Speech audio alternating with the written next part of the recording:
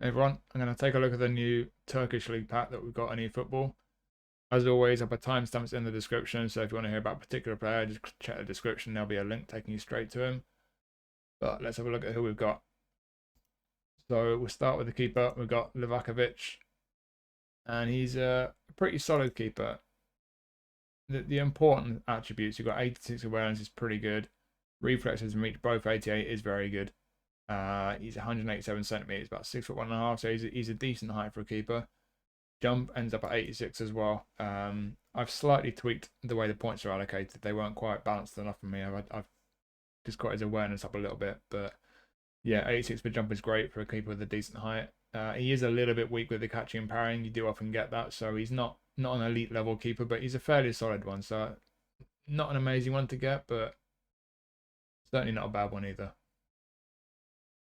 And then next up we've got three centre backs. So our first centre back is Bar. So about 6'3.5", very strong physically. Defensively, he's got some quality there, but the awareness at 83 is a little bit on the low side. That puts me off a bit. He's not the quickest. Stamina's a little bit dodgy as well. You look down at the skill set, heading and aerial superiority, so it will be good in the air. It'll be very good in the air actually. And then marking in this interception, and then slide and tackle as well. Marking and interception, two of the most important skills for a centre back, although he is lacking blocker and acrobatic clearance. So he's an okay centre back, but lacking a couple of skills, a little bit lacking in awareness, and not the quickest. Stamina's a bit dodgy, so there's a few slight weaknesses there, but nothing too disastrous. So he's okay, but not brilliant. Then the next centre back, we've got Eric Bailly. Similar situation really. Pace is a bit better, but that stamina at 69 is dodgy. To be honest, I think I'll immediately just take these two off dexterity, nudge his lower body up so that you get up to 70 at least, but there even then it's not great. But outside of that, he's kind of decent all around. You know, the jumping and physical contact are pretty good, so he should be decent in the air. Heading's not brilliant though. And then defensively, like with Bar, we've got a dodgy one with 83 for engagement. Awareness at 85 is okay, but still not brilliant. 289s there are good, but again, slightly weak with a couple of them. Looking down at his skill set, got heading and aerial superiority, so he'll be good in the air. Interception, blocker, acrobatic clearance, man marking.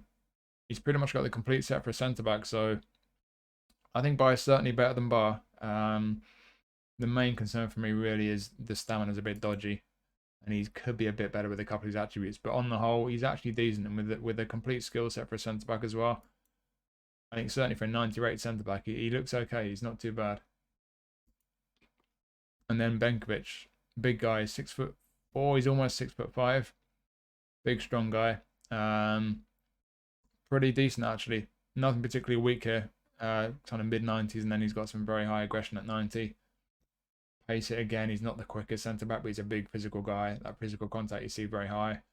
Jumping isn't brilliant at 77, heading 78, but remember he is 6'4".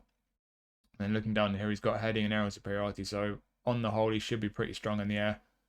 Weighted pass is a nice bonus, but then outside of that, the only defensive skills we've got really, man marking and interception. They are two of the most important ones for a centre back, but no blocker, no acrobatic clearance, so a little bit lacking with the skills. Again, the stamina's not brilliant, so in terms of the pace and stamina, a bit of a concern. Could do with a few more skills, but other than that, he's fairly strong. So similar to Bailly, really. On the whole, he's not an elite level centre back, but he's not too bad either. He's fairly decent. Now, Angeliño from Galatasaray. This is an interesting one. This guy is best as a left midfielder. That's how I've trained him here. And you'll see he's got good pace, acceleration is great, balance is great. He's got really good dribbling as well, so he should be super responsive, especially with that low centre of gravity at 171 centimetres. So this guy should feel really neat on the ball. Good stamina as well. And you see there, low pass is decent for a left midfielder, but a lofted pass at 90, curl 81, kicking power 84, and then you look down at the skill set. He's got that pinpoint crossing. This guy's crossing should be fantastic. He's also got weighted pass, through passing, first time shot, long range drive. Not sure that's going to come in handy playing on the left as a left footer, but it is what it is. He's got acrobatic clearance and slide and tackle if you're going to play him as a fullback as well. So yeah, for me, as a left midfielder, if you're like a sort of old school left winger, left footed, putting crosses in from the left hand side, he looks fantastic. He looks like a really good one to pick up. You can play him in his registered position of left back. If I go back to the auto allocation, You see here, still got pretty decent pace, good balance, stamina's fantastic. Defensively, not brilliant, not disastrous though. And then on the ball and passing are pretty much okay for a fullback. Fairly high offensive awareness for a fullback. He's probably going to get forward quite a lot, especially with that fullback finisher playing style. So there's one or two concerns there. And with the skills, as we saw just now, he's got acrobatic clearance and sliding tackle, which are nice to have for a fullback. But what would be nicer is interception, maybe even blocker or man marking if you're going to be greedy. But certainly interception is lacking there. So ultimately, if you're going to play him as a left back, he's going to be a very attacking left back. He's going to, with that fullback finisher playing style, going to bomb forward quite a bit up into the midfield, looking to get involved in the build up. He's lacking some defensive strength and some defensive skills, so big risk playing him as a left back. But like I say, as a left midfield, I think he's very strongest. He's a fantastic option as a left winger. Now we have a few centre midfielders. There's 4 centre mids in this. They're not all straightforward centre mids though. So firstly, Fred pretty much is. You look at the attributes on him. There's one obvious concern with Fred. Offensive awareness is bad. Defensive awareness is bad. So in terms of him being in the right position at the right time and you know, popping up all over the pitch like you want a box-to-box to do, I think he might be a bit lacking. You know, he's got great stamina. He's got good pace as well for a centre mid, but that lack of awareness going forward and defensively, he just might not quite be quick enough to get into the right position sometimes and to react the way you want him to. That could be a frustration. But like I say, athletically very good, although not the strongest, and he's quite small, only 169 centimeters, so he's not going to be the strongest physically in the challenge. But he does have good defensive engagement and aggression. Tackling not brilliant though. On the ball decent. Passing looks fantastic. You could take some of that passing away, to be honest. If you wanted to try and maybe get his defensive awareness up to the 70 mark, you could do that. And we've got 5 points left. Maybe you didn't take one more off passing. Maybe put some aerial on him, make him a bit physically stronger, perhaps. There's a few ways you could train him, like with all players, but ultimately, to get his awareness, offensive and defensive, up into the 70s, you'd have to sacrifice so much on his other attributes. I don't think it'd really be worth it. Just looking down at his skills quickly, one-touch pass, weighted pass, low-lofted pass, he should have really nice passing, interception, fighting spirit, sliding tackle. So, I mean, as you'd expect from Fred, to be honest, you know, he's got great stamina, great engine, he'll work hard up and down the pitch all day, but it's just the awareness is the concern. If you're not too bothered about the awareness, if you think you can deal with that, he could be a really neat centre mid option. For me personally, that would just concern me a bit too much. I would like my players to be a bit more responsive in both halves of the pitch. So that's the big concern. But if that doesn't concern you too much, it could be a really neat option as a box-to-box. Then we have Ndombélé. Now, this is an interesting one. As a centre mid, I don't rate him. He doesn't have the defensive skills. He doesn't have the attributes defensively. But I've trained him here as an attacking midfielder. And as an attacking midfielder, as you can see, he looks fantastic. Offensive awareness isn't brilliant, but it's pretty decent. But then you look at the technicals. On the ball, he looks great. Passing looks great. On the right, decent pace. Kicking power is great.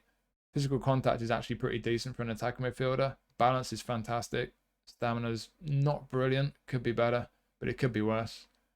You look down at the skills, like I say, there's nothing defensive there, but he's got a load of dribbly stuff. For people who like the skill moves and like the dribble, should be pretty decent. That dribbling at 90, bouncing 92.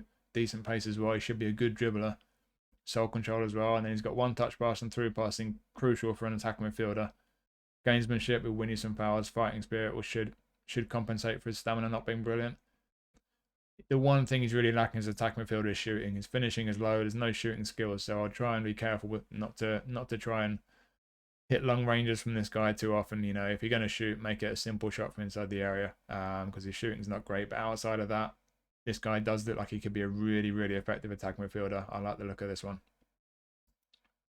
Then we have, I'm probably going to say this wrong, Tait. It's probably Tait or something, the French guy. So this guy, the one word for this guy is versatility. He's down as an orchestrator. So if you play him as centre midfield, his registered position, he will play with that play style active, and he'll hang back and he'll look to play make from deep on the pitch. For me personally, it's not the way to get the most out of this player. I don't think he's defensively strong enough with his attributes. I have retrained this guy, but even on the auto allocation, defensively he's not strong enough. There are no defensive skills there. I think it's just a waste of playing there. To get the most out of this player, this is how I've trained him. As you can see, I've got him over 80 for all the important ones down the left-hand side. His pace as well. Kicking power is almost at 80, and then the balance and stamina well into the 80s. I like this guy. I've picked him up actually, and I used him last night in the challenge. He feels really neat. I played him on the right and the left hand attacking midfield. He's a neat, useful player. He's obviously not an elite level player by any means, but he can do a job wide right, wide left, or as an attacking midfielder. You look at the skill set: long range shooting, dipping shot, through passing, pinpoint crossing. So he's got loads of end product. It'd be nice if he had one touch pass, maybe even first time shot. I think certainly one touch pass would be an important one if you're going to play him as an attacking midfielder. But he's got some important ones there for his end product. And he, like I say, I tried him last night. He does have an end product, and he feels neat on the ball. Again, he's not an elite level player, but if you spin this pack and you get him, he's a useful one to have because you can play him in any of the positions he's got. Like I say, centre mid I think is a risk without any defensive capability and with that play style holding him back as an orchestrator. But that play style will not be active attacking midfield or wide left or right. So for me, maybe not elite, but this is a neat and very useful player. And this, for me, is the best player in the pack. He's down as a centre midfielder. You can forget about that. You want to play this guy as a wide man, either wide midfielder or as a wide forward. What you got to keep in mind, they've got him down as a box-to-box. If you play him as a box-to-box, left midfield or right midfield, it's not the play style for everyone. Some people might like that, almost like as a wing-back, playing that type of role, but what this guy's best at is attacking. So for me personally, his best position is a wide left forward. You could play him wide right as well, but he doesn't have pinpoint crossing. I think he's best wide left. And honestly, in that position, looking at the attributes, he is fantastic. It's another one that I picked up last night, and I gave him a try in the Turkish League Challenge. He is really good. Look at the speed and acceleration, 90, balance 90, dribbling 90, ball control 92. He's got a whole load in the 80s. Passing and lofted pass are okay. For a wide forward, they're actually pretty decent. Finishing, the one attribute you could do with maybe being a bit higher. He's not going to have the best finishing, but you can tweak his build, maybe make that a bit higher.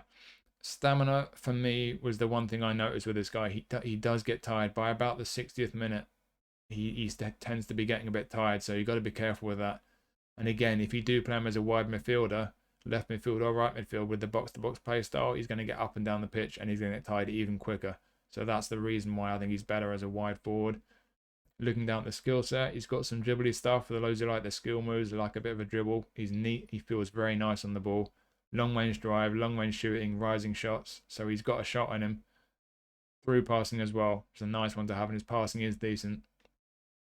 Track back, again, he's down to box, but track back as well is going to make him do even more running. So again, got to keep referring back to that stamina. It is a shame his stamina's low because he does get tired. You've got to keep that in mind. But if you do keep that in mind, like I say, he could be somebody to start, but you take him off after about 60 odd minutes, or maybe you bring him on as a super sub. But either way, for the time he is on the pitch, in my opinion, as a wide forward, he is really, really good. You look at the attributes, you can see for yourself he's fantastic. But I did try him myself last night, and I'm very pleased I got him because he felt fantastic. So for me, this is the best one in the pack, and I think it's a really good card to pick up.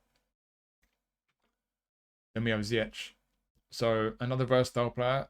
Again, forget about playing centre midfield. He's defensively terrible. I've had a couple of versions of him before. He's very, very weak. So forget about playing centre mid. But attacking mid, SS, as a forward, wide left or right, or as a right midfielder, very capable. It would be nice if he had a bit more speed, maybe a bit more balance as well. That's where he's a bit lacking athletically, but the acceleration is decent, kicking power is good. And then down the left, in all these technicals, this is where it's important. Well into the 80s and all these. On the ball, he's great. Offensive awareness is very good. And his passing, and not just passing with his low pass, but the lofted pass at 88, curl at 88, kicking power at 86, and the pinpoint crossing skill. His crossing is deadly. And he's also got weighted pass, through passing, and then he's got dipping shot, long range shooting. Stole control and flip flap is a bit for the dribblers, not a great deal though. He's one who feels pretty neat, and he's technically very, very good. He's got a very good end product. He's just a little bit lacking in pace and balance. He's not quite the explosive dribbler that some people might like, but if you just want someone who's going to be technically sound on the ball, he's got a good end product, he can be a very useful one. So it's a fairly strong card. And then we'll finish with Holse. Probably said that wrong. So only one position he can play. He's a wide right forward. He's left-footed, so you know what he's all about straight away. He's going to play wide right. He's going to cut inside and try and take chances. Very good pace. Fantastic dribbling. So it looks like he's going to be very good on the ball. Balance is decent. Stamina's not great though, and the passing and finishing are a bit on the low side as well. So it's obvious why his guy's only 90 rated. He's got great pace, he's great dribbling, but it's the end product where he's lacking a bit. You look down at the skills though, he's got soul control, cut behind and turn, so it's a bit for those who like the skill moves, but most importantly, long range drive, long range shooting, dipping shot, acrobatic finishing, first time shot. He wants to shoot, and that's about it. Track back as well, so again, low stamina, track back skill. He's going to be running a lot, getting tired pretty quickly.